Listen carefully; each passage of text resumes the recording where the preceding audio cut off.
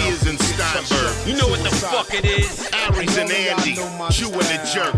You know it's time to get this work. The real raw, gutter, uncut cocaine. No political corrections. Always sleep. Fuck being awoke. We discuss politics and jokes. Scribe, we lit. There's levels to this shit.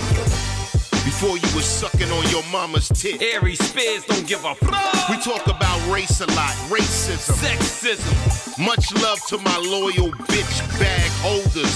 Rollers, clip loaders. We got them in the folders. The whole world on our shoulders. Spears and Steinberg. Yeah. Hey, big shout out to my boy. I don't know if he listens to the podcast. We've been telling him to check it out. Every year we come to Cleveland. My man always looks out for me. Big fucking extra virgin olive oil canister built motherfucker. My Italian boy. Corbo's Bakery here in Cleveland.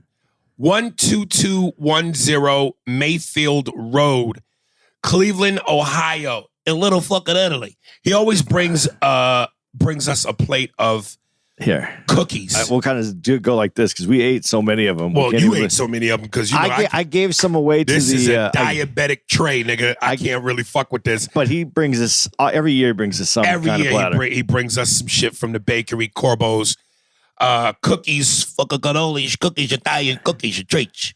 And his name is Tony. Fucking erotic. I talked to fucking Artie the other day. You should serve some of these cookies at Vesuvio. So, and Andy thoroughly enjoys these Italian treats. I don't really eat them for obvious reasons, but you know what? I don't go crazy. But today, I went down to the lobby in the hotel, got me a nice cold bottle of milk, and I had a couple fucking cookies. It's fucking excellent. All of my fucking guys, you fucking love it. Paulie, Christopher, Uncle June and Johnny fucking Shack, Carmel's fucking Bakery in Little Italy, my fucking Tony. Not that Tony, well, not this Tony, but the other Tony. You know the fucking Tony. You know the fucking Tony. All right. I don't know why. I think the sugar got me. I'm like cocaine cookies, nigga. The sugar got me. I fuck about it. Go out 1,000 fucking miles an hour. You know, all that Anthony has asked for us to do is on these videos when we make them, is to not use foul language for the first few minutes. The fuck out of fucking Italian. I use some foul language. It's not like being able to take a fucking shit. It is what it is. It's like my ass and my lips are the same fucking thing. I'm in the city of fucking Cleveland. That's all I do is I walk and shit at the same fucking time. Just not in the first 10 minutes. That's all he asked. And the fuck about fucking goal. That's fucking 10 minutes. Fuck that cocksucker in his fucking 10 minutes. Yeah, here in Cleveland. Yeah, here in Cleveland, man. Yeah.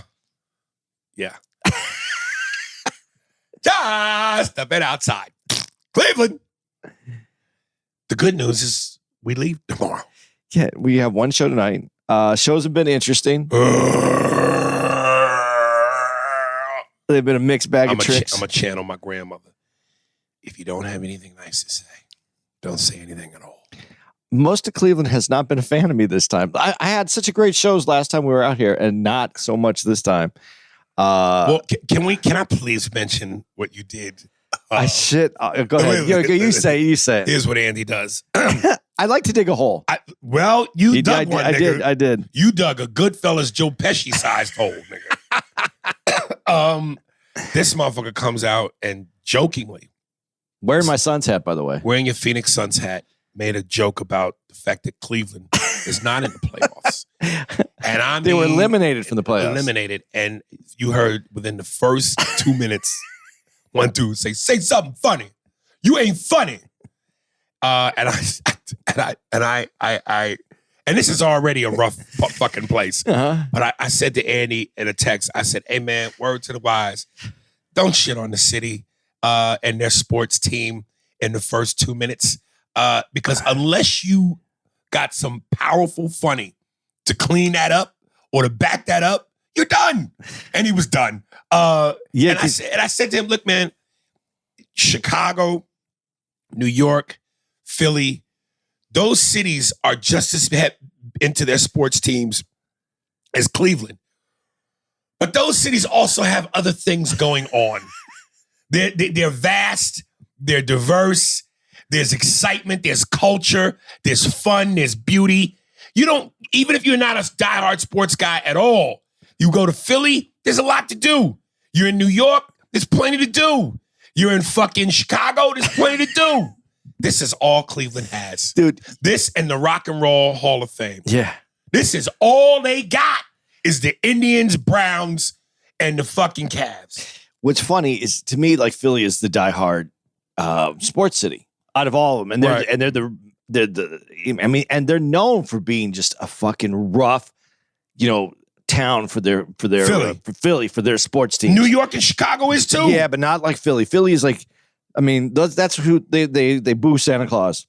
They throw batteries at players. It's Philly is and you can go into Philly, into their market, into their comedy clubs, and you can fuck around with their sports teams because the people there want to fuck with you. They want to go back and forth. They will kill you in Cleveland. But in Cleveland, it's all they got, bro. It's all they got. There's nothing else in this motherfucker. It's pretty funny, actually. The homeland, listen, downtown, and again, we've been to all these cities.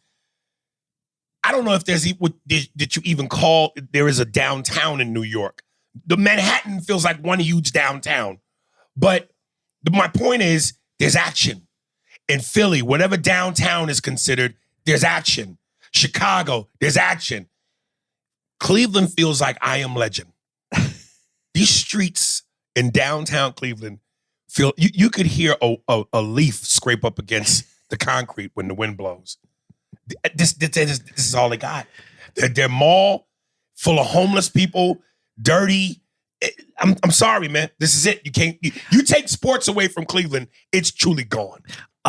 It's funny because I didn't even get to the football part because I wanted to say about how they got their good first round pick because they didn't get their first round pick into the third round. Right. They didn't have two first round pick. They didn't for the first or the second. So their first round pick was after the 64th pick in the draft. Right. I didn't even get that far because they were just dude, you just cockeyed all over their breakfast plate, nigga. You know what? Because in Philly, they can fuck with you because they know that they have a chance to win at some point. Yeah. Here, they just feel like it's over. Their Cavs team is a solid young team. It is. It's a good team. It's a good, That's why I thought they would be cool with like fucking around and going back and forth. But they lost, though. Yeah, so what? You can't say so what in Cleveland. Because there's no what. There's no what. There is no what. There is no. This is it. Big shout out to my boy. Thank you, Carbo's Bakery. We love the cookies, love the pastries. Thank you, man. Let's dive in. You ready? Yeah, I'm ready. Dude, we went and saw the George Foreman movie. Here in Cleveland. Only people at the theater. Yes, like with Till, we were the only niggas in the theater. No, at least with Till, there was a white couple. There was a white couple. Me and Andy literally were the only ones in the motherfucking theater. We had the whole shit. We were speaking at this volume to each other. Sitting across the aisle. We weren't even next to each other. We're down the aisle from each other, and we're just yelling things back and forth at each other. Yo, this movie is a must-see, guys. I don't know why this movie is not bigger than it is. It's good. It really is good. It's fucking a solid, well-rounded movie. And you know what was interesting was obviously they cover from and him being a little boy showing his poverty from the very beginning. That was only a second. But then they cover most of the movie feels like it's about how do I say this? So much of it in the beginning is about young George, muscular, afro, his journey as young George. And I'm like, God damn. They've been showing this version of George for a minute. I still know they got to get to the bald, fat George. But they do it beautifully because I felt like the young George was taking so much time and you knew they were going to cover the other half of George. But they did it. They told a lot of story in 2 hours. Yeah, it's like I thought there could have even been. You know how when you watch a story and they give you so much the details and you're like, I didn't need all that. Like I would have liked more story even. I mean, they did it so well. Like I'm not complaining about what I got. Right. It's just it was done well. And we all know kind of the story. A little bit. But there was so much more. There's so much more layers to it. To him and to his life. And what went on. Listen, I already liked the movie from jump because it started out with a voiceover. And as my rule goes, any movie with a voiceover, 9 times out of 10 is a good movie. Any movie that takes place in the snow is usually garbage. And this started off with a voiceover. And I gotta say, man, can you really look up who played George? This dude nailed it. I mean, he fucking nailed it. And I don't know what it was, but it's something about when he became the older George, he nailed it even more. Yeah, that when he's on we'll talk Carson. About yeah. Oh man, he nailed it. He really did. Like when we were sitting there and we actually looked up at it. Here, I'll give you all the names. Him? Yeah. Chris Davis. That's him, right? Yeah. Chris Davis. Chris nails it. This brother nails. I didn't know if you wanted to go in on any more of these. No, but he fucking nailed it. We'll get to the other one. He had George's cadence to perfection. On Johnny Carson. Well, on the Carson thing specifically, like yes, you really heard it. That's when I turned to you and was like, yo, he really sounds like that motherfucker. So in the beginning, of course, they showed George as a young boy and how poverty-stricken he was.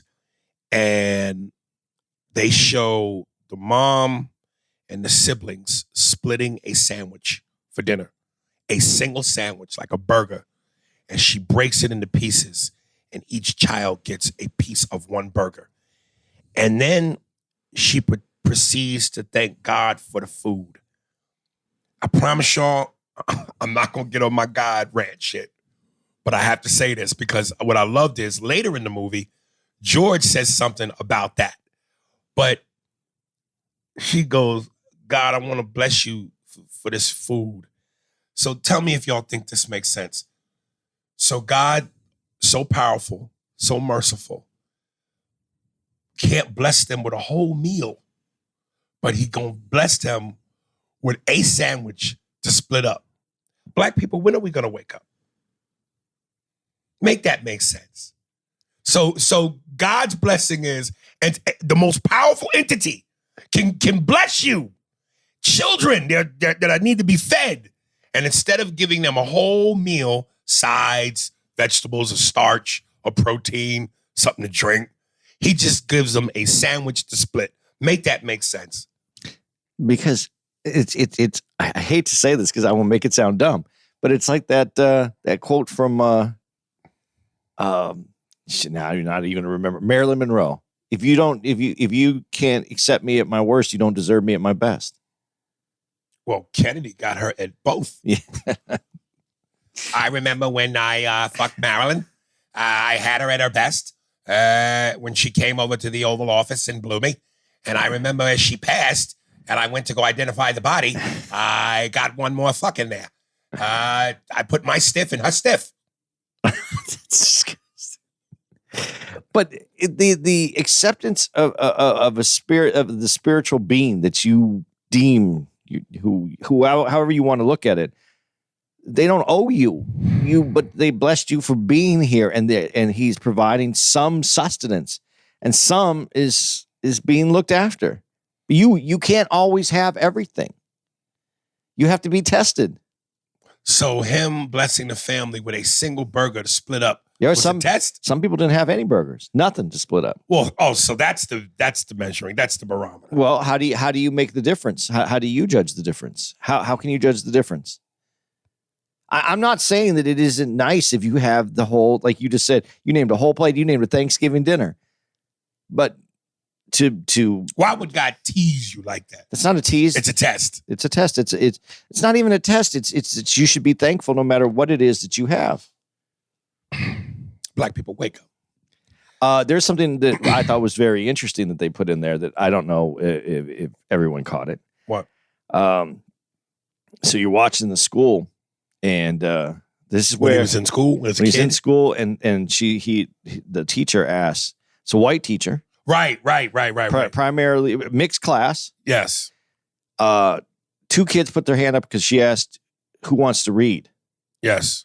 And both George and another kid put Black his hand kid. in, and another black kid. So it's two black kids. And she looks at George, who has holes in his shoes and his pants are like been altered. They're obviously too small, but they made him longer. And his feet are coming out of his shoes. And the other kid is well dressed. Nice pair of black shoes. And he puts up his hand, and the teacher looks at both of them. And so the racial aspect, she's looking at the two. The racial aspect is gone. She picked the person who was dressed better, looked better, easier on the eyeballs to be able to put up with. Right. So I thought it was interesting that they showed it in a way that the economics also makes a difference. Race was still involved in that. Race was still involved, but the economics part was the key. It was more about the race, though. Do you know why? Why? Because she looked at the po nigga and said, he robbed me. The nigga with the nice shoes is less likely to rob me. But that is true. No, that is true because no. I'm going to say it is true because when you walk down the street and you see someone who's dressed well, you assume that you're safe, and you see someone that's dressed poorly, and you think, oh, that could be a little bit more dangerous. So you're not wrong, but that's part of the economic situation. But most of the people that rob you the worst are the ones in the suits they call politicians. Yeah, that's what I was trying to get to. So we're both right. Yeah. Okay. Yeah, no, you're right in what you're saying, but okay, I got you. But I thought that was interesting. That was an interesting part that they put in. There's more throughout this movie of this back and forth because there is a black-white component, even though it wasn't obvious in this movie, but because it's the undertone. Like when I'll wait till we get to that part. I'm just asking you this because as guys, this question needs to be asked. Prime Foreman versus Prime Tyson, who wins?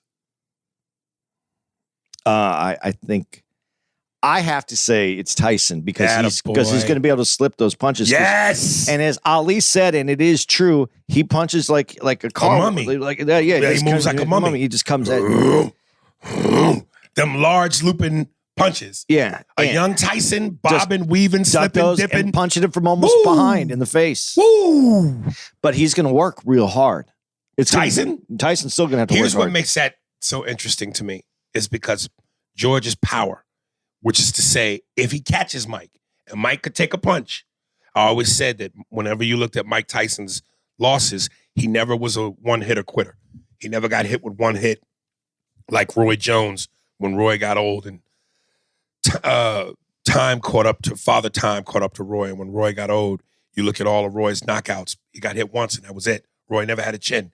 He was just too quick in his prime to be hit. Mike Tyson was always knocked out with an accumulation of punches. You didn't just hit Mike once. You had to beat him up. But this is George Foreman. So it would have been interesting to see how many of those shots could Mike have taken before he was put out. But the thing, again, like you said, and I agree, Mike's quickness, head movement, footwork. I see Mike slipping, dipping those punches, and Mike hit hard too. So could Foreman have taken Mike's shot? That would have been a hell of a fight in their prime. It would be interesting, but I think Tyson, because of speed, and because Tyson, there's a very small space to hit. Right. Tyson was small. Yeah. I mean, in this area. So where are you going to break his bones at? Right. Yeah. So I'd have to go Tyson. Now the guy that, of course, Forrest Whitaker plays George Foreman's trainer. Let me ask you something. You think people would be so quick to help you and air quotes give a shit about you if they didn't see what was in it for them? Because this dude, goes, dude, I ain't never seen a punch with that kind of power before. And it also makes me think of Cus D'Amato and, how Cus and Tyson had this father-like son relationship. Tyson always saw him as like his surrogate father. Certainly George saw Forrest like a male role model, influence, father figure. And I mean, that's sweet. But at the end of the day, there's a bunch of black boys in the detention center and for Foreman, it was Job Corps. It was his way to get off the streets, but more importantly, because they offered 3 meals a day. and he was starving and poor. But there's a bunch of young black men at the Job Corps. But obviously George is the one, cha-ching, with the potential. So does a Customato and a George, I don't know, the character, Doctor something, the character in the movie Forrest played. Do they help you if they really, if there's nothing in it for them? Well, do they care? Let me ask you this about the doctor there. Did he have a whole gym of guys that he was teaching how to box? Yeah. So what was in it for those other guys? What did he get out of that? Now, I'm not saying when you realize someone has even more potential that you can I used to have this teacher, and we had 3 different reading groups, and I'm dyslexic. I never got asked to read because I couldn't read well. Shoes, nigga. It's when you see someone that has potential, it's easier to deal with them. So like she would call on the person who read the best. Is it easier to deal with them, or is it easier? You get excited. Well, you get excited for their potential. There is something in it for you, but you listen. Okay, let's put it this way. You love boxing, so let's say it this way: you have 3 kids that come to you, and one just needs to be able to defend himself on the streets a little bit. The other one has a little bit of power, and he has some grace, and you know that he could fight, but he's never going to be that great. And then you get one that's amazing. That you know could be the next champion of the world. Yeah, are you going to put... So it's when I mean easier, it's easier to devote more time. You see the potential. You nurturing something that you know is going to grow and expand. Now, is it also because something is in it for you? That is up to each. I think that's on the individual person. But as a human... Yeah, when you see someone has that skill, why would you? Of course, you're going to help that. And as things open up for them, things open up for you, and it becomes even easier and easier because you're getting more out of it as well. But I think the person's ability is what attracts that relationship to grow. Like with Cuss, there was other people at his house. It wasn't just Mike, but Mike was the one who was able to take him back up. And Mike and Cuss knew that because Cuss also knew boxing. I wouldn't say that if Mike is just is good, I think he still gets a place to live. I think if he wasn't the champion, if he didn't become a champion, you don't think he still has Tyson in there and he still is close to Tyson? Maybe that relationship grows even further because of his ability and the love that they both have for something mutual. But you don't think that Mike gets to live at the house, and Mike is, even if he didn't get to the championship status? I hear you. I hear you. I don't want to disagree with you because I feel like while the potential is there and the dollar signs are in sight, but you still don't know if it's going to happen because there's a lot of things that you have to go through and hurdles, especially, okay. But it's like, if you don't know if it's going to happen, but when you know what the potential is, the end game, take the gamble. Well, it's worth the gamble. Okay. But you also, now in both of these, the doctor and Cuss, they both already have experience. The doctor was already a fighter. Yeah. They both have experience. So they know what the hurdles are. That doesn't mean that they think that they know they have the potential to get over the hurdles, but no one's guaranteed getting over hurdles. Doc couldn't fight anymore. We didn't ever really get his full story of why he had to stop fighting, but he had to stop fighting for a reason. Maybe an injury, maybe life. Who knows which one it really is? But his got cleared. Cuss, because of what his experience was, he's seen other people who had all the potential in the world who couldn't make it. So, well, Cuss was Floyd Patterson's trainer. Okay, but Floyd was a champion. Yeah, but he saw other people that had made it. You know the hurdles, so you're not guaranteed that. So there has to be some. And in Cuss's situation too, he didn't have to come back. There was passion, love. You do it for a bunch of different reasons. I think it's multiple reasons. I don't think that the money though is the sole reason that motivates anybody. Because when you meet someone that you think has raw potential, you're far away from dollars. And you know what? And if you are a fan of the sport, that's the excitement for you, the bond, right? So that you can grow that relationship. I just don't. It's so far away from someone like George Foreman who had no experience, couldn't box, right? So you see that he has a potential, like he has a punch, right? But you know how far, you were in the business. You know how far the hurdles are away from where you can get. So there has to be some kind of passion. And listen, let's be honest too. he was a black man. This is a black young kid. He saw, you see some of yourself in somebody sometimes, and that also brings that out. And he was very passionate. The doctor seemed very passionate to be running this camp for kids. Right. So, yeah, I don't know. I just don't think the money is the first motivator. Right. The white dude who George was friends with, that later became his business manager, was he Jewish? I'm sure he said they made him very Jewish, very Jewy. Because I said, I would think so. He's talked about how he crunched the numbers in the cafeteria so they could get more brownies. Then he took action on the fight when Foreman was fighting early on. He was taking bets, and then later on he robbed him of his money. So I went, yeah, he's Jewish. He didn't rob him of his money. He lost his money. Oh, then he might not be Jewish. No, I think he was Jewish. He played it, but he's a street kid. He was a street kid. He came up. That's why he's taking the gambling. He's all about that. That's why he's at the Job Corps. Right. He's a street kid. But this is where, like, I can't say this because it depends on who you are. But I'm just going to say, if you're coming up at the Job Corps, your future management and your money managers are probably not the person at the Job Corps with you. If you want to give him some a position, and even if you want, but you have to have someone monitoring. I can't say it now. Damn, I had it, and then you fucked me up. Monitoring. Yes, thank you. Yeah, there was a T that was missing in there. Monitor. I kid, whatever. But you have to have that because, listen, when you come from the streets, and that doesn't mean you can't be successful. What it means is, a la Don King. Go ahead. But what it does mean is that sometimes you see quicker opportunities, and that's what gets people in trouble. It's always the quicker opportunities because you're trying, and that was what he was trying. We have you in safe, solid investments, and then he went for more risky, grow that money faster. Yeah, and that takes people out. There's a reason, like Warren Buffett says, no one wants to get rich slowly.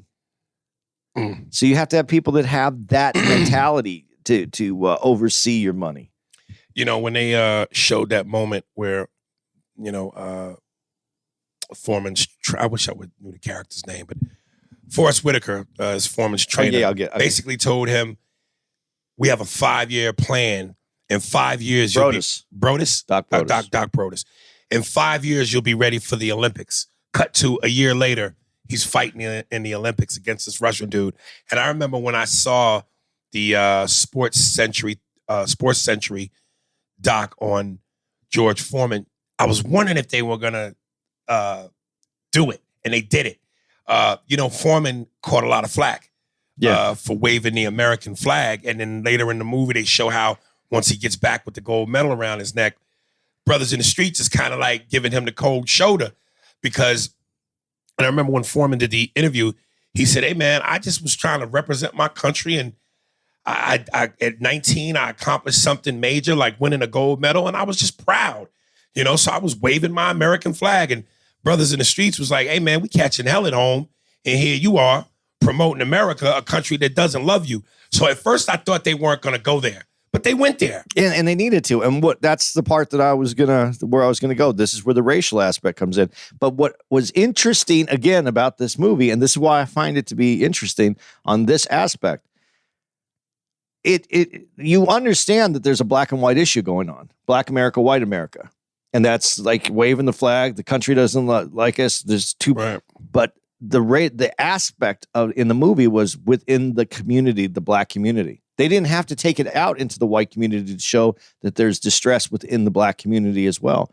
You did this. You sold us out. Black kid with money, black kid without money. One of the first fights that you see in the movie is because he said they should change. The black kid says to George Foreman, they should change your name from Foreman to Poor Man. So the struggle within the community is what I thought was highlighted in this movie, because as we go through the movie, even Ali versus Foreman, it's in the struggle of the community within the community. I'm glad you brought that up, because now this made me think about the other thing. I wish it would have been nice if, as Dave Chappelle said, every nigga should have a Mac Mittens. It would have been nice if Foreman had a dude who could pull his coattail and say, because I don't think Foreman purposely was trying to alienate black people, because he came off as a proud black man. But I just think he didn't know any better, because when you look at that moment, he's walking through the streets, he's got the gold medal around his neck, and the brothers are checking him for that. Whereas when Muhammad Ali got back, remember, he threw his gold medal into the river off the bridge, because he was like, yo, man, I'm coming back here in Louisville, Kentucky. I can't even sit down and get a cup of coffee because I'm black. Fuck that medal. Whereas Foreman didn't see it that way.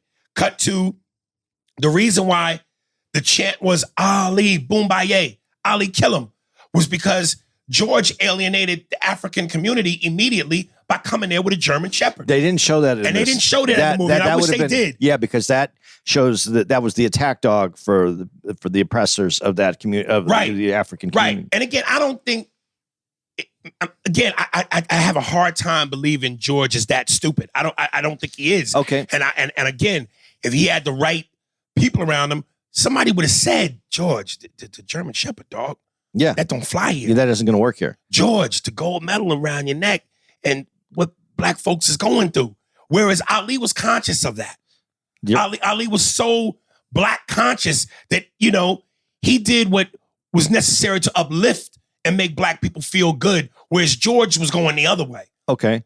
But let's slow down for a second, because as I was just saying, the movie focuses on the relationship within the black community.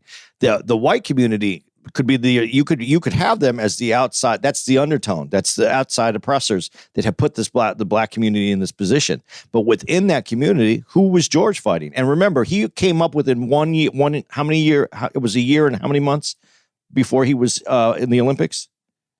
A year and how many months? Yeah, it was a year. Just a year. So the year. So who was George's problem throughout this movie as you're watching it? He didn't have a problem with the white teacher was called on the rich black kid or the kid with money. He had both. He did, but what I'm saying is, look at what the white kid stole his sneakers. The white kid stole the sneakers at the Job Corps. Right. But when he got to the Job Corps is what gave him the access to be able to become who he became. So he's looking at America isn't the part that's holding him down. Social aspects are holding him down. He wasn't looking at it that way. He was looking, as he says throughout the whole movie, I'm looking for respect for myself. The medal, he thought when he won the medal, he won an American gold medal, that he was going to come back and America was going to embrace him. He didn't have that same thing that Ali had, where Ali had already been through these struggles. He had been going through this for a long time. He had been oppressed in a way that was different, same, but different. Mm-hmm. Do you know what I mean? Because he's going through the struggle. Ali came up in a way that he was destined to be this boxer, and he knew what he was doing with his community and how he was alienated by the white community. Foreman, the way that the story is being told, he was alienated from everyone. He didn't have one oppressor. He had everyone oppressing him. He was looking for something somewhere else. He thought he was just trying to find his place to get respect. It had nothing to do with the way that we look at how Ali was looking at racism and how the country itself was holding him back. Foreman saw everyone holding him back. Well, thus, as they say in the movie, his rage. Yeah. He had all this rage, this anger. Yeah. No, I got you. And since it was such a quick since he was such a quick from amateur to being in the limelight of the Olympics, he didn't get all the other stuff that comes with it. He didn't get to see other people taking advantage or pushing him back. It was so quick. If it would have taken the 5 years, I think he would have got what you said. He would have found his Mac Middens. He would have found the people to kind of give him some better advice. Yeah. But he was all of a sudden from zero to with the rocket ship. Yeah. Now let's talk about some of the things we did like. Yeah, because there's a lot of those in this movie too. Listen, man. Again, the guy playing. It doesn't ruin the story. No. But it hurts your ears. Yes. I like how, it hurts your ears. The guy playing Foreman was dead on, man. But then they had some other key figures in this, and it made me go, and you said something interesting. You went, the casting. Like, I know this is the Foreman story, but these pieces are intricate to this story. And yeah, it doesn't take away from the story, but when you go, wow, if they cast Foreman so perfectly, Why couldn't they cast it? The Howard Cosell was terrible. The person who I don't even think he was doing the cadence. I don't think he was trying to do an impression of this is. And how could you not when Howard Cosell, especially at that time, 60s, 70s, was one of the most prominent figures in sports.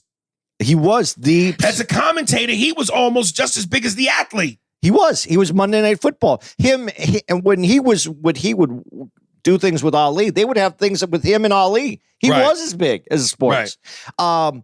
And a lot of people hated him, but like when we were sitting there, we both I can't do impressions, but I could do the cadence. I mean, we're listening. Aries and I are looking at each other doing the cadence. The guy goes, there's the bell for the second round. And he almost sounded just like that, where suppose he was good. There's the bell for the second round. Yeah, there was no Howard Cosell. There was no cadence and no delivery like that. And the actor is Matthew Glade. That was terrible, man. And he's been in lots of other things, and he's a good actor. But I have a feeling they didn't want him. I can't believe that this is his attempt at being Howard Cosell. Cosell. You keep saying Cosell. I don't know why. Like corset. I don't know why he putting the R in there. Cosell. I don't know why he. I can't believe that someone who has had any experience with him, with Howard Cosell, would have seen him and not been able to go, okay, well, we need to, unless they just said, hey, man, this isn't about them. Just do. But still, that's an intricate, Howard Cosell is a major figure in sports at that time, especially. Yeah. So you got to get that right. It seems like it could have been an easy fix. Yeah. Because he's not hard to do. Like a voice teacher could have came in and go, here's what these are your lines. Right. This is the cadence. Because it's a distinct cadence that no one else had ever. Like when you go Muhammad Ali, most people say that like that. Muhammad Ali. Well, it rolls off your tongue quick. When Howard Cosell was Muhammad Ali. It was that bop, bop, bop. Like that's crucial. So it should have been easy to listen. In sports, they all said for Ali, him and Cosell were like, I don't know if this is the right comparison, but they were a tandem. They made each other. Abbott and Costello, Amos and Andy. That was the perfect marriage between a sports analyst and an athlete. And I told you, one of my favorite moments is that interview where Howard Cosell is talking to Ali, and he goes, Muhammad, you're being rather truculent. And Ali goes, I don't know what truculent mean, but if it's good, I'm that. Like that back and forth. And I'm just going, maybe because it wasn't Ali, they didn't care as much. Because that relationship between Ali and Cosell was a marriage. Right. So in the Ali movie, as John Voight played Cosell, they emphasized that. But I'm thinking, okay, maybe because it's Foreman, it's not as big a deal. But that to me, I just don't see how you do that. Well, it doesn't get better. Because yeah, it doesn't get better. Because before I get to who I really hated. And again, when they go to George Foreman as the older, fatter, bald George. Yeah. The part where the dude really sold me on his performance as Foreman was on the Johnny Carson show. And that casting was terrible. That dude was way too thick. Well, and he's bald, and Johnny Carson wasn't bald. I mean, he had a comb over. Right. And like you said, thick, and he didn't get his cadence. Right. And there's listen, seriously, literally, there's one guy that I'm thinking about. I wish I could remember his name. He's a comedian. Dana Carvey? No, but Dana Carvey would be great, but maybe they didn't want to spend Dana Carvey dollars. But there's a guy that Dana Carvey dollars ain't what they once were. Well, yeah, but still, I mean, for a movie, they still have to pay you. There's at least 1,000 guys in Hollywood right now that could do a Johnny Carson impression that look Carson-esque. Right. And why they went with, and listen, nothing against anybody who got these parts, man. I want people to get paid. I'm not against them. But how did they pick certain people? I don't understand. Now here's the creme de la creme for me. The dude playing Ali. I wish they could get one motherfucker to play Ali in everything. Because it's confusing. All the different Alis. Like, just get one dude who can nail Ali and make him Ali every time you need Ali. For this, Will Smith. I would have rather had Will Smith. For this. Because you know what bothered me most about this dude? He looked Asian. You don't think he looked a little Asian in the eyes? No, yes, he absolutely looked Asian to me. If you wanted to be Asian, I'll let you have Asian, but he just didn't look right. Let's just put it that way. That's what was most distracting to me. His eyes. He looked a little Asian. I'm trying to pull him up. Dude, I'm telling you, listen, and I've said this before. Sullivan Jones. Okay, I've said this before. The reason why it would be so hard to make a Michael Jordan movie. Here it is, right there. It's actually in the movie. Yeah. The reason it would be so hard to make a Michael Jordan movie is how do you capture 6'6", good-looking, strikingly handsome, athletic, and can capture all those moves? You have to capture the look. You have to capture the athleticism. Where do you find that guy? Same thing to me with Ali. You got to capture the looks, but you got to capture that animated bravado, that cadence, that voice. And again, not to keep beating a dead horse, but Will Smith physically was Ali. I believed it 1,000,000%. I always said before the Ali movie, if they ever do Ali, Will Smith physically is the guy. Just pin back his ears, because his ears are very specific. Will got a little bit Dumbo ears, but pin back his ears, and that motherfucker's got the height. He's got the complexion. You put that flat top on him, physically, Will is Ali. But the second half, yeah, man. Well, okay, so he didn't capture Ali. But to my point then about what I'm saying about some like the Cosal, do you think that would you like Will Smith if he would have just done a voice that was similar to try to capture a Southern, like that more of that Louisville voice versus the when I see that man in that ring, it'll be over in 3 seconds. Ali says seconds. When you watch him talk, man, I'm telling you, man, he stretches, man. Look here, man. Say my name, man. I'm gonna knock him out in 3 seconds when we get in that ring. He don't say ring, he says rang. So, but would you rather someone just do like a more of a Louisville accent and and not try to do the impersonation, the actual? If you can capture both, there you go. But would you with Will Smith? Because that's who you have a problem with, right? Because he didn't capture it. So do you think I heard Will Smith? So you think he should have just done like a Louisville sound? I don't know that he could. If he could, he would have.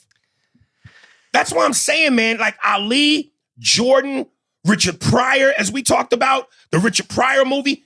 You have to capture not just the look, that extraordinary talent. See, I think Jordan's easier. That's than all hard. of them. No, you're crazy. I think Jordan's easier because you don't have as much tape on him. Where Jordan's not out there talking like Ali was. You don't have him out there like Pryor was. But Jordan, you got to cap 6'6". Yeah, but if you got the body and the somewhat of the Who face, has that face? When a young prime Jordan was strikingly handsome. But if you got something close to that, you don't have to worry so much about the voice because he doesn't speak that way. Okay, so let's just say fuck the voice. The look is going to be hard enough. Yeah. Now when it's time to shoot you playing basketball, who's going to do that?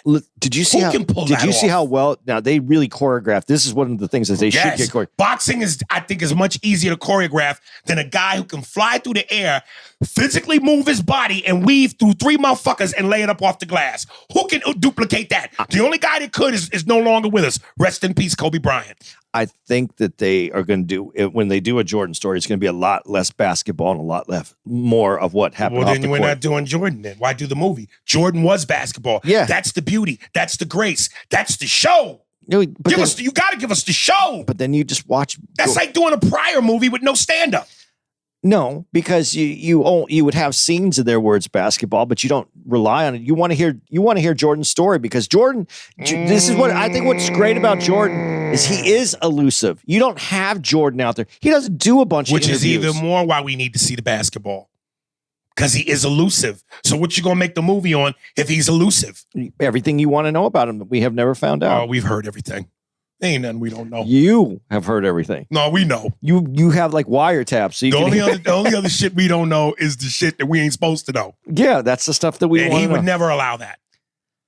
But back to Foreman. Okay. And you just hit it. Especially the Ali Foreman fight. that choreography was perfect. And if you've seen that fight, and I have a million times, from the way Ali covered up on the ropes to when George finally was at his most exhausted, that punch that Ali hit him with, and the way Foreman stumbled, and the way Ali followed his stumble, and he fell, that was perfect. I felt like I was watching a real fight. It was good. I thought this again, and maybe this is the reason why you like the movie as much as it did. That at least kept you into the movie, like you believed everything you were seeing right there. Yeah.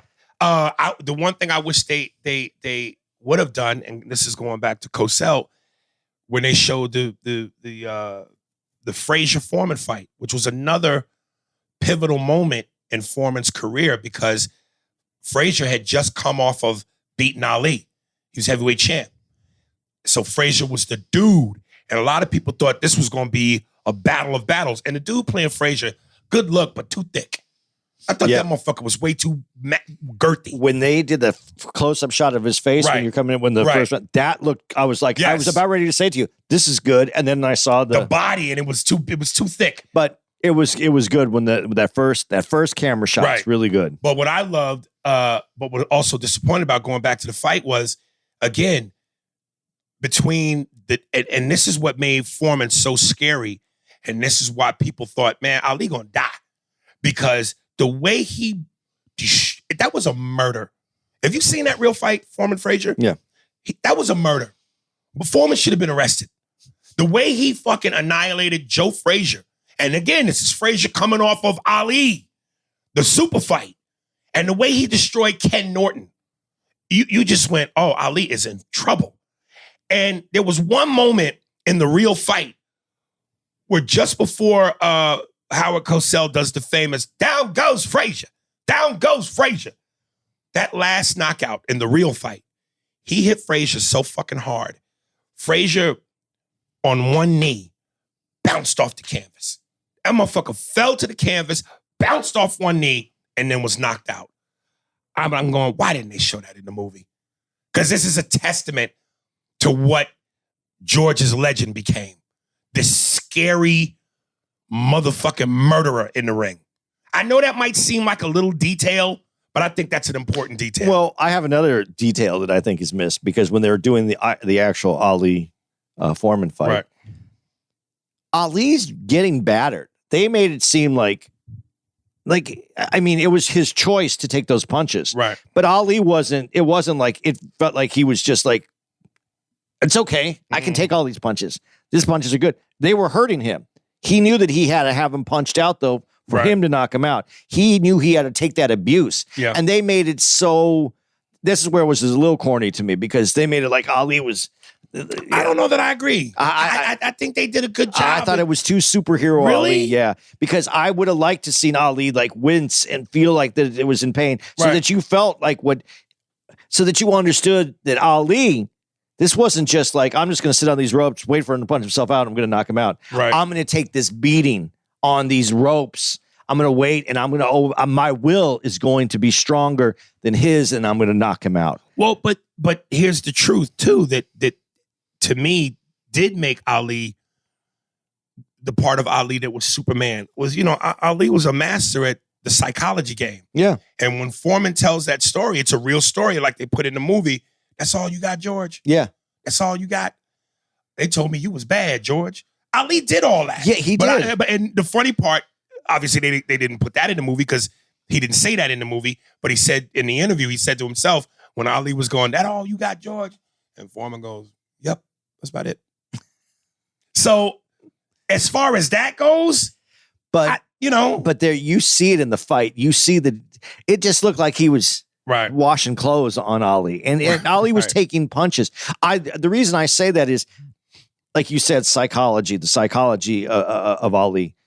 He knew that he was going to. He was broken up. I mean, he got beat up. Though you're not taking those hits from Foreman and not feeling it in your ribs. Right. He's cracking the cartilage in between the ribs. He's hurting. Right. Ali's hurt, but Ali has to go, I'm taking this, because as soon as he that in and of itself doesn't make him Superman. Yeah, it does. But I wish that they would have had a little bit of that, and still talking shit through the pain and because But this, again, it's a Foreman story, not an Ali story. So maybe that's why, again, it's not, it's made to look that way.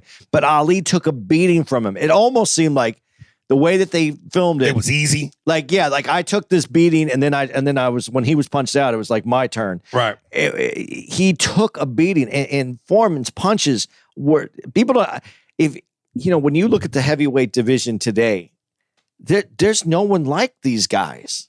I mean, I'm sure there are. You pay more attention to it than I do. No, you're right. These guys were not. Yeah. These were. I said jokingly, these 70s niggas was built different. Well, these guys also went to the people don't talk about this. People were going to the hospital after these fights, pissing blood, and they were in there sometimes for days. Not like, oh yeah, you're okay.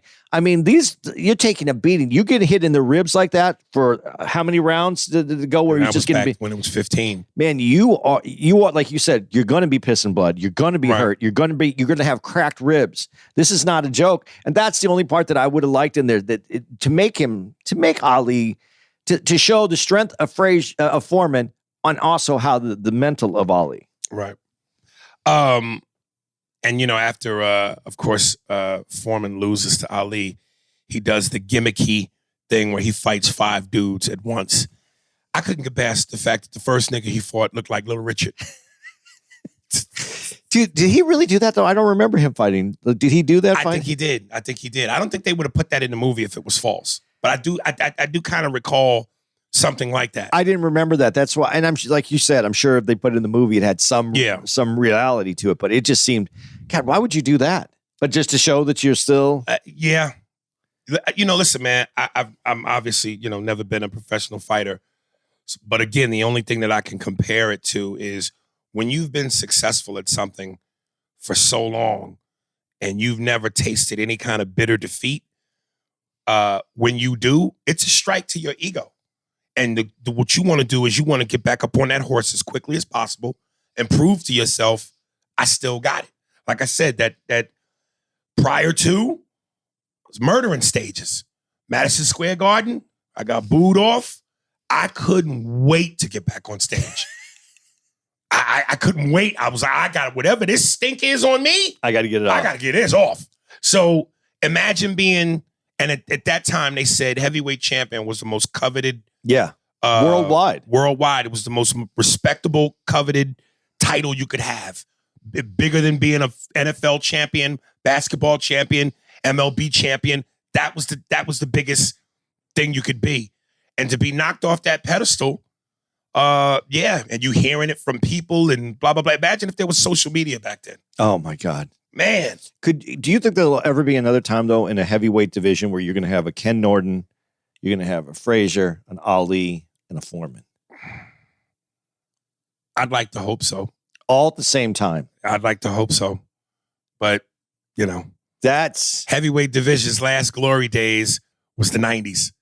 Holyfield, Lennox, Tyson. And Holyfield, though, really wasn't a heavyweight. No, he was a cruiserweight, and it built up to be a heavyweight. Yeah. That was just an amazing time. That's my time. Oh, that's my boxing, and then I was out because that was my dad's. My dad got me into that. I'm glad that they've finally got somebody else to play George's mother other than Angela Bassett. She seems like the go-to mom for everything. But the lady playing his mother was awesome. She's been in a ton of movies. Let me see. I'm sorry that we don't do our. We talk about the movies because we like the movies, not because of the actors and actresses. But this is where if we had a producer, it'd be great to give these people their props, their flowers. What's her name? Sonia. Sonia. Oh, that's she's been in a lot of movies. Yes, Sonia's son. She's good, and she's not. They made her look terrible. She doesn't look terrible. Yeah. So I shouldn't say terrible. They just made her look old. Dude, when Foreman decides to become a preacher, and he tells Doc, and Doc is basically like telling him, "No, motherfucker, what do you? We're in position to get a rematch, possibly with Ali if you beat Norton." And Foreman says to him what Doc said to him early on when he goes, you used to be a fighter, and now you're this guy. He goes, I traded in one uniform for another. And Foreman says, listen, Doc, I've traded in one uniform for another. You could understand that. I just wanted Forrest Whitaker to go, nigga, no. But before we move on for that, there's one other part that I forgot in that motivation. We're talking about motivation to realize your lost potential. Some of these guys like who train, they didn't make it. So in order for them to make it, they need to get someone live through them. Live through them. Yeah. And listen, man, the fact that sports is a young man's sport, period. But particularly boxing, because listen, if you're an older basketball player on a team, your teammates, the youth, the young legs of your teammates can carry you, even though your time may be done. You can lean on your team. Boxing is just you. And the fact that Foreman did what he did at his age in a young man's sport, that's remarkable. That's fucking remarkable. He holds that record. That's a record. There's no other heavyweight champion at 45. And just people understand this. And I know most people understand this. But if you ever got hit in the face, imagine I got hit in the elbows. When you get hit in the face, you feel it. Like you feel it. Like last fight I was in, I got kicked in the face. Kicked in the face. Damn. I took this dude down, and the bouncers came and broke it up, and I wouldn't let go of the dude, and the bouncer kicked me in the face. And it was a bouncer. The bouncer kicked me in the face. I thought it was a bunch of dudes that screamed out, Jews will not replace us. Yeah, no, kicked me in the face, and I thought I was going to go out, and I was like, I'd never been knocked out, so I thought, I'm going out, and then I went, whoop, nope, I'm still here. And it's so painful, and you feel that for him, it's not just even about the fight, because you have the adrenaline. You have to go back to that ring the next day. Even if you win the fight, you still got punched and beat up. And not at 20 when your body and your metabolism helps you recover. Not even at 30 when it's still slower, but it helps you recover. Right. When you're in your 40s, that's not recovering that way. And you still get up to get back into a fight. That's a different kind of bravery and strength. Mental fortitude, warriorism. It's unbelievable to me when I saw that happening, and I was still I forgot how old I was at that time. I didn't think about it that way, but now when I wake up in the morning and I'm in pain from the way that I slept, right? Yeah, man, I don't know how he did that. Yeah, and what was great was when obviously he got back into boxing because the white dude who he entrusted his money to lost all his money. And the youth center that he opened in Houston had to close. The lights went out, couldn't pay the bills. He was in he was in risk of losing his house. And he told his wife, look, she goes, you said you weren't going to box no more. You're a preacher now. Yeah, but preaching don't pay the bills. And he got back into it. And then he later found out that the Foreman grill had blown up and he didn't ever have to fight again. But he said the mission's not done. And he felt that if he became champ again, he could then use his platform even more to uplift the Lord. So yeah, when you talk about doing something you don't have to do that's painful, he could have stopped right there, but he saw the mission through. Yeah, because that was his wife's vision that the Lord spoke to her. Let me ask you this question though before we go. Speaking of his wife, she was a real life Adrian. Adrian is fictitious. Yeah. She was a real life Adrian. Yeah, his first wife, though, the one who plays him in this. Yeah. Anyway, Foreman's style of boxing that is a lot like butter beans. But remember, but much better. Okay, yeah. But let me just ask you this question: so, if they would have actually fought, do you think him and Butterbean? Yeah. Do you think their bellies would have prevented them from ever hitting each other? Because I think George would have mopped the floor with Butterbean. But he couldn't reach him because their bellies would have been... Yeah, but the Foreman would have beat the shit out that nigga.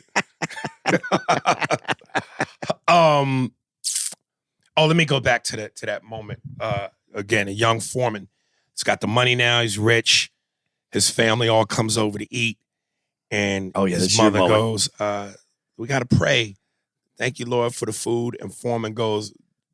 Lord ain't got nothing Lord didn't get the food, mama. I did. But then they cut to Foreman finally praying when he thought that his sister was going to die and lose the baby. So he came full circle, and that's how he comes into the influence of the Lord, because his sister was saved. The baby was saved. His sister. Dude, what made you? I noticed. I don't know if you'll remember, but when he was in the bank, there was something that happened that made you laugh. Do you remember what it was? You started laughing hysterically when he was in the bank. I'd have to think. God, I wish I wrote it down, because I want to ask Andy, what made you laugh when he was in the bank? Was it when everybody started applauding? No. But that was such a hokey little scene when you walk into your bank and everybody starts applauding. Well, because he became champion. But I mean, do you want to go do your banking and everybody's like applauding for you? It comes with it, baby. I don't know. It just felt, I don't know. It felt weird. I was watching it. I guess I never had those kind of zeros that I would generate applause. Really? If I never had a check big enough to clap for. So, one last thing that I loved, and he actually, and again, I know I'm being nitpicky, but again, this was as a boxing fan, and as far as this monumentous moment with George Foreman becoming champ, Jim Lampley, who had announced the fight, and I love Jim Lampley's passion because I forgot what it was called, but HBO used to do these boxing series, and I forget what it was called. But they did the one, Tail of the Tape. Was that what it was called? I don't remember. But they did this one about the Arturo Gatti, Mickey Ward fight. And Jim boxing's been his whole life. He's been announcing boxing since forever. And it's so in his blood, and it's so his passion, that when he was describing I'm trying to find the right way to word this. The beautiful, this is not the way I really want to word it, but as the brutal art, the beautiful, brutal the art. Sweet science. The sweet science, but more so, as brutal as the Arturo Gatti Ward fight was, there was a beauty in it. Yeah. And as he was describing it, dude, he's fucking crying. You see it. He's fucking tears. His voice gets choked up. That's how passionate he is about what he does. That's how much he loves boxing. He's a part of boxing as it is a part of him. And he did the same thing with this Foreman fight when he goes, "It happened. It happened." And then they cut to him explaining that again. I love the fact that he's that passionate about something that he's always been a part of his whole life. And in that moment in the movie, he said it once, "It happened." But in real life, he said it twice. And again, I know that's nitpicking, but I wish they had him do it accurate. Because it would have been easy to do if they it happened. It happened. And I remember what was so great about that too was Michael Moore, I remember in the interview said, man, he dismissed Foreman as that was a lucky punch.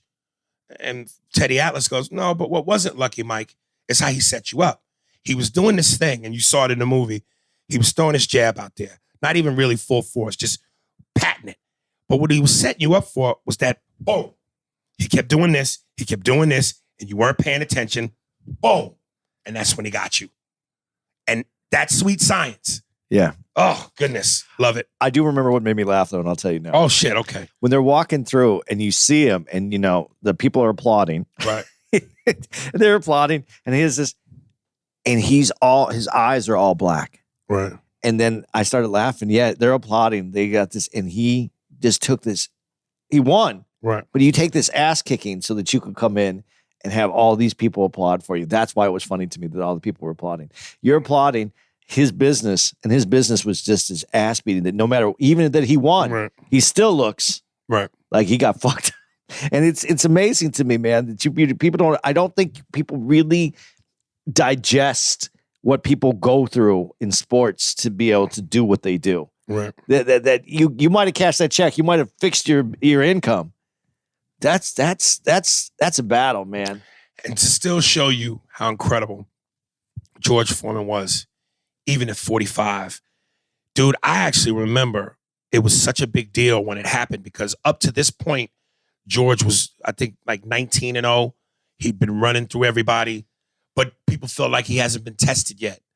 So his first real test was against a prime Evander Holyfield. And I remember that was such a big deal. And I remember I went over to a friend's house to watch it on pay-per-view.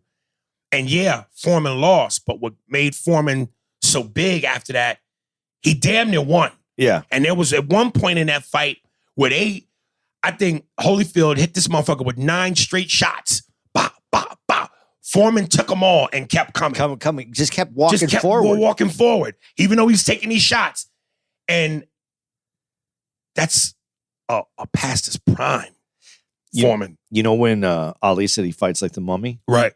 He didn't have any idea that he really would become the Mummy. Right.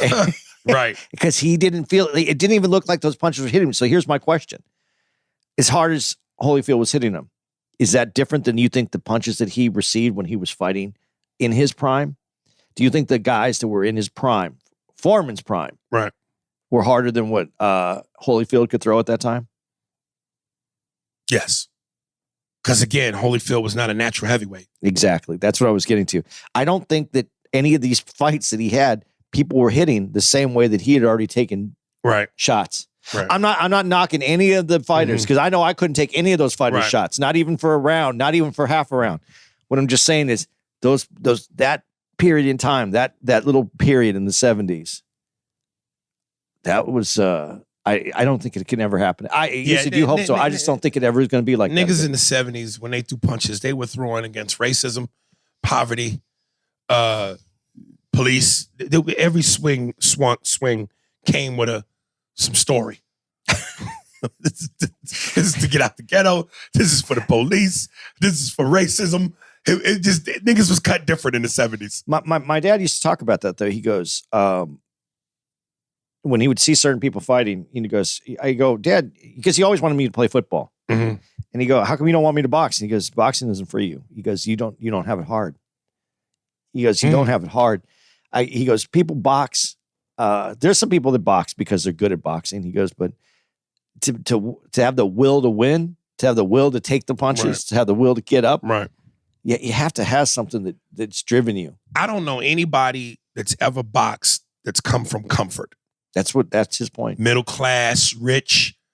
Do you know how deep your love for the sport has to be for you to come from middle class or wealth to go, I want to be a professional fighter?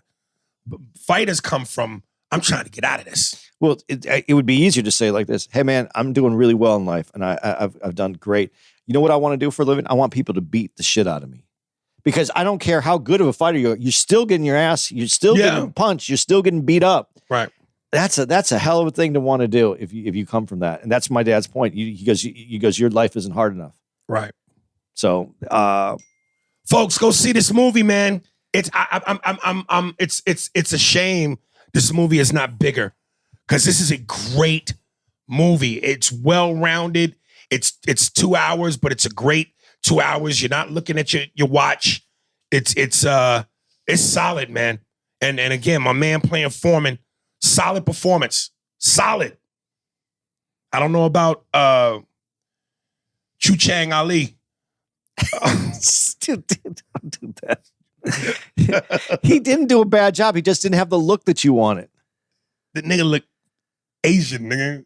His forehead was way too big for Ali. Yeah. All right. Let me tell you where we're going to be. Oh, shit. We're going to be at Helium, Portland. When you're listening to this, May 25th. Oh, not when you're listening to this. Yeah. No, wait. Sorry, guys. I'm messing this up. We are leaving Cleveland, and we're going to be off for a few weeks. So you're going to be listening to this. We're not going to have any dates again until May 25th. We're going to be at the Helium, Portland. So I messed that whole thing up. 25th to the 28th, we'll be at Helium, Portland. June 1st through the 3rd, we're going to be at Cobb's Comedy Club. June 9th through the 11th, we're going to be at the Pittsburgh Improv. And June 15th through the 18th, we're going to be at the DC Comedy Loft. And getting back home for me, I'm going to be at the Tempe Improv with my man here, Ari Spears. We're going to be out there June 23rd to the 25th. You're in those areas, please come check us out. If you're not into those areas and you want to go on vacation, come check us out then on vacation. Come out to Tempe. Come see us there. It'll be nice weather. Yeah. Let me see. Okay. This comes to you from TJ Soul. Wrong/promo. Instagram. Instagram at TJSOUL7. Facebook at TJSOUL Music. TikTok at TJSOUL7. Twitter, TJ Soul, SOUL 27. YouTube, TJ Soul, and Spotify, TJ Soul. Enjoy. I beat that man in that ring for 5 seconds. Spears and Steinberg. Thanks for listening to the Spears and Steinberg podcast. If you'd like to know who's responsible for this shit, it was hosted by Ari Spears and Andy Steinberg, produced by Steve Merrick and Anthony Holmes, executive producer, Big Papa, Robert Kelly, and Matt Kleinschmidt for the Laugh Button podcast. For more information on where to find us on the internet, visit SpearsburgPod.com.